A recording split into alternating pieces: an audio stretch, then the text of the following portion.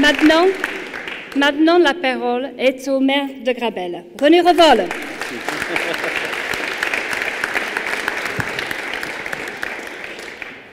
Bonjour à tous et tout de suite à toutes et à tous, à ceux que je n'ai pas encore rencontrés, je vous souhaite une très bonne année, pleine de réussite, pleine de bonheur pour vous et les vôtres.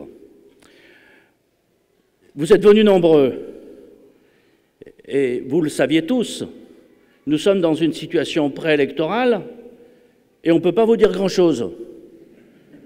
Donc comment ça se fait que vous soyez venus alors qu'on ne peut rien vous dire? Eh bien, pour une raison, si vous voulez, qui se sent maintenant à Grabel, c'est que nous avons un goût de la convivialité, un goût du vivre ensemble, une certaine joie qui se retrouve sur le marché, à la sortie des écoles, dans la rue, lors des différentes fêtes, lors de cette magnifique fête des Buganières que nous avons fait ensemble. Et nous nous sommes dit, eh bien, on va se retrouver pour ce nouvel an, pour partager ensemble une soirée qui nous soit commune, parce que nous sommes attachés à cette vie commune qu'il y a sur Grabel. Et Grabel est une ville qui se développe, est une ville qui grandit. Mais comme l'a très bien dit un jour un journaliste de Midi Libre, la caractéristique de Grabel, par rapport à toutes les autres villes, et je m'en excuse pour mes chers collègues qui sont ici, par rapport à toutes les autres villes qui font partie de la métropole de Montpellier et qui ont elles aussi un développement important, c'est que notre développement à nous a une caractéristique particulière. C'est que notre taux de natalité est le plus fort de toute la métropole. Eh oui, nous faisons des bébés. Et c'est un mystère, vous savez, faire des bébés, contrairement à ce qu'on croit. Ça signifie que dans la tête des gens, il y a une idée du bonheur, il y a une idée de l'avenir, il y a un certain goût pour avancer, et c'est ce qui amène les uns et les autres à faire des bébés. J'ai compté, depuis que je suis maire en 2008, il y a eu 1389 naissances. J'y suis pour rien. Hein. Et c'est un développement tout à fait extraordinaire. Et ça entraîne des obligations pour nous tous. C'est automatiquement, à partir du moment où le nombre d'enfants qui vient aux écoles a été multiplié par 2,5, hein, alors que la population, elle, n'a augmenté que de 25%, eh bien, ça signifie qu'il y a plus d'enfants proportionnellement aux adultes, et ça se voit par la moyenne d'âge de Grabel qui baisse année après année, alors que vous et moi, on vieillit année après année. Donc cela signifie un dynamisme dans la ville qui nous donne à tous des obligations en investissement. C'est pour ça que nous avons donné la priorité à l'investissement scolaire ces dernières années, à l'unanimité du conseil municipal, parce qu'il était évident que les autres investissements devaient passer après celui-ci. Donc il y a cette vie grabelloise, cette vitalité grabelloise, qui est une chose dont on doit être tous fiers. Ce qui existe, c'est le travail commun. Et on cherche à le faire, on le fait. Vous savez, ce travail commun, il est parfois obscur. Je pense par exemple au travail que fait M. Bruno Flachet sur l'aménagement du territoire et l'urbanisme. Il travaille tous les dossiers en détail et après il les soumet à l'équipe. Et sans ce travail préalable, on ne pourrait pas travailler. Je pense aussi à M. Thierry Offrand, qui fait qu'au niveau des finances de la commune, nous avons fait un effort considérable pour à la fois faire les équipements nécessaires et en même temps redresser les comptes de la commune. Et contrairement à ce qui se raconte, aujourd'hui, nous sommes passés à simplement 9 ans de ratio d'endettement, alors que la métropole est à 7 ans. Donc on n'est pas prêt à recevoir des leçons sur le surendettement de la ville. Non, nous avons redressé les comptes et nous avons réalisé en même temps ce qui était nécessaire. Voilà. Bon, je me laisse un peu aller quand même.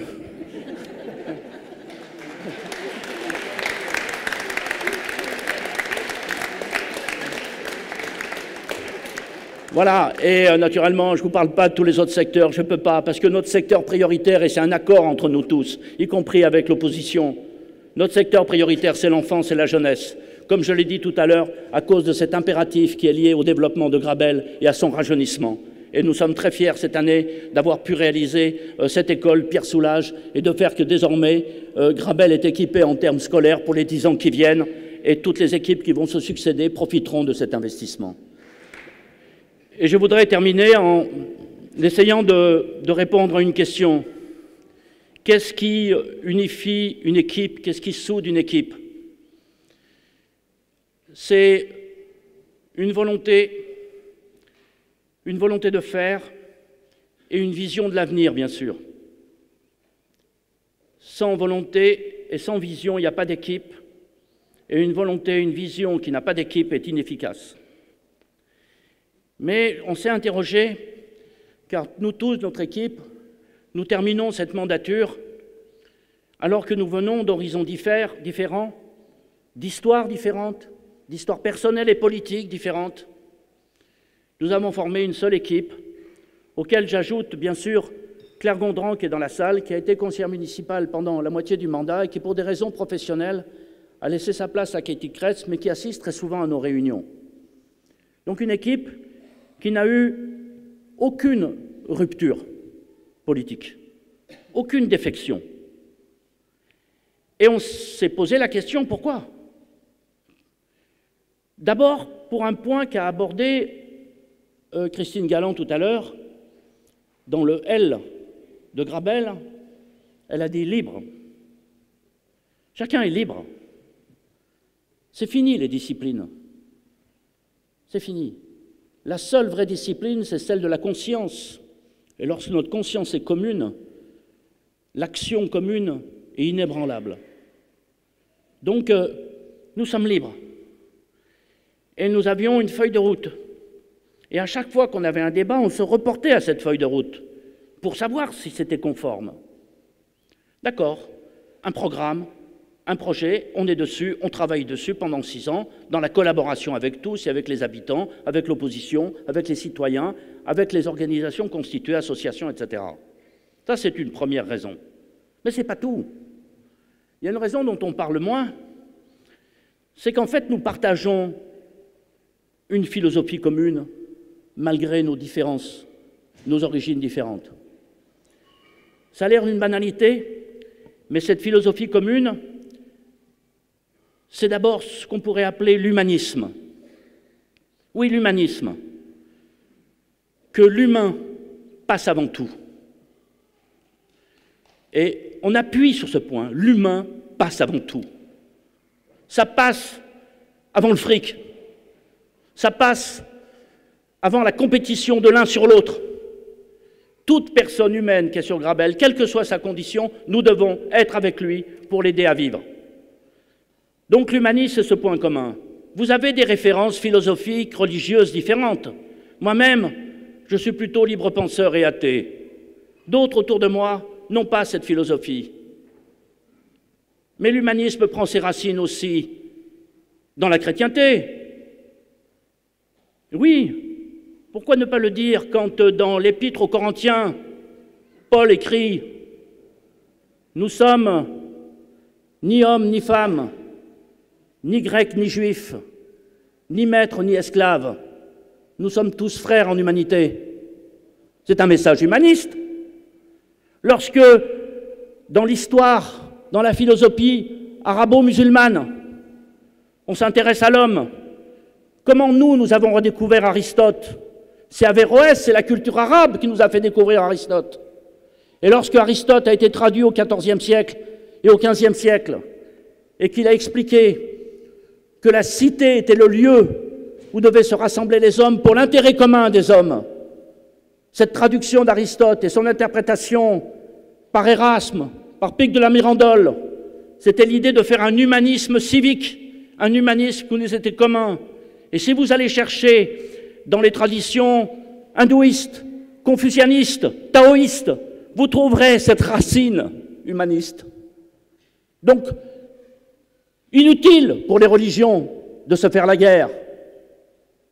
Et quant à moi, qui a été formé à la lecture de Spinoza et de Marx, j'ai la même racine, et nous avons les mêmes racines. Il y a d'abord l'homme, et avant tout servir l'homme. Et lorsqu'on est dans une cité, servir avant tout l'intérêt commun. Quelqu'un vient d'ailleurs, quelqu'un a une autre façon de penser, on se met autour de la table au lieu de se battre. Et autour de la table, on cherche à définir ce qui nous est commun et comment on peut défendre ensemble l'intérêt général. Cette méthode-là, quand on l'applique, c'est très difficile d'y rester toujours fidèle. Mais il faut avoir cet objectif. Rester fidèle à cet objectif-là est à la condition de la paix civile. Oui, aujourd'hui, nous sommes dans des temps durs. Oui, nous sommes autour de nous dans des temps durs. Et je n'en ferai pas l'analyse politique, parce que ce n'est pas le lieu ici. Mais je sens cette dureté internationale, cette dureté aussi nationale. Quand je vois que certains, pour je ne sais quelle querelle, ne disent plus bonjour à leurs voisins, je suis attristé. Je suis surtout attristé pour celui qui ne dit plus bonjour. Parce qu'il se fait du mal. Il faut retrouver cette confiance collective. Il faut retrouver cette façon d'être avec les autres. Et nous faisons le maximum pour Grabel d'aller dans cette direction. Alors voilà ce que je voulais vous dire aujourd'hui. Et nous allons encore faire, nous allons encore faire tous ensemble à Grabel de grandes choses. Mais comme le disait Montesquieu, pour faire de grandes choses, nul besoin d'être un génie, nul besoin d'être au-dessus des hommes. Pour faire de grandes choses, il suffit d'être parmi eux. Je resterai parmi vous. Merci, vive Grabel et bonne année à tous.